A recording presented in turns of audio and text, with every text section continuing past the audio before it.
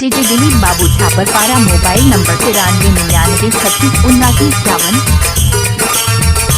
DFT Betil Para channel.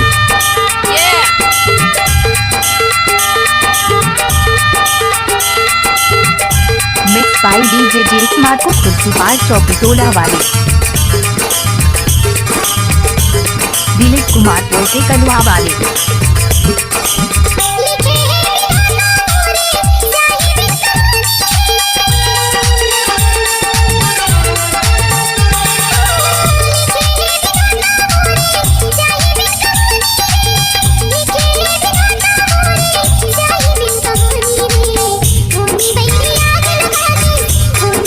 छापरपारा बस्ती।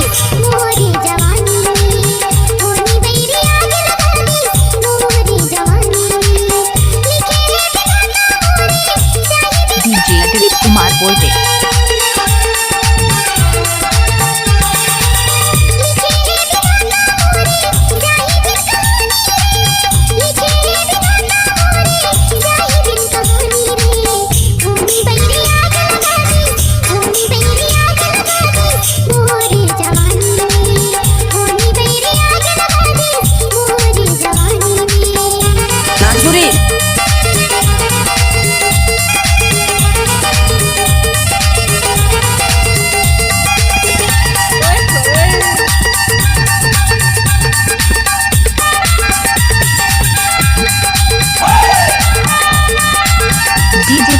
धमाका D smart को का होगा।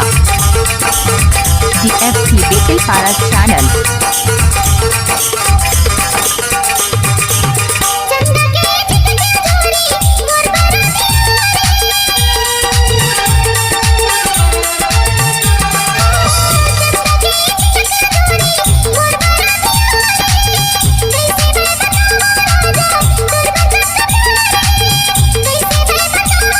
DJ Dilip Babu Chhaparpara. Mobile number 9399367951।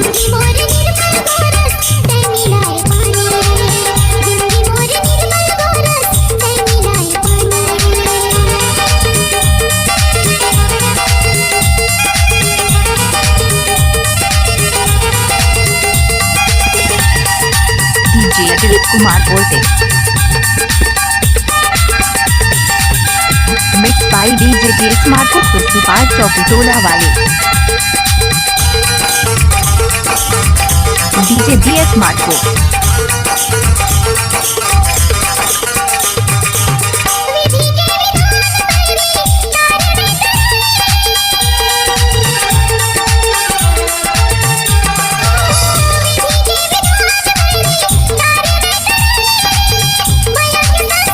छापरपारा बस्ती।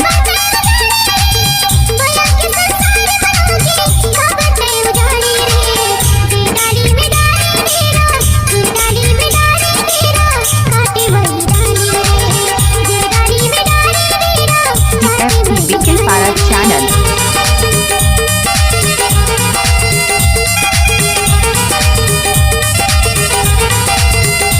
DJ Dilip Babu Chhaparpara. Mobile number 9399367951। शादी पार्टी है तो संपर्क करें।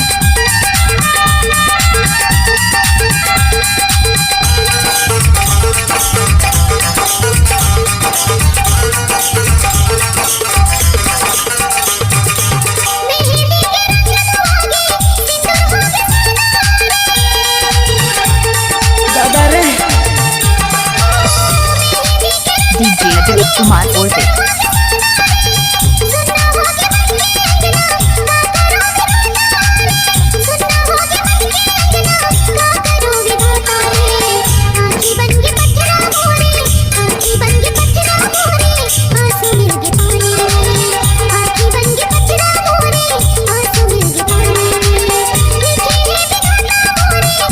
डीजे दिलीप कुमार बोलते।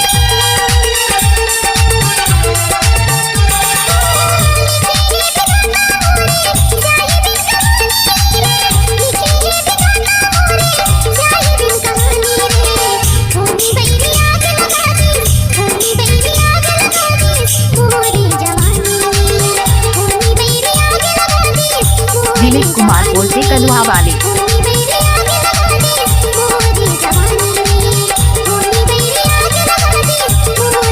जी स्मार्ट को छापरपारा बस्ती। DJ Dilip Babu Chhaparpara. Mobile number 93 99 36 79 51।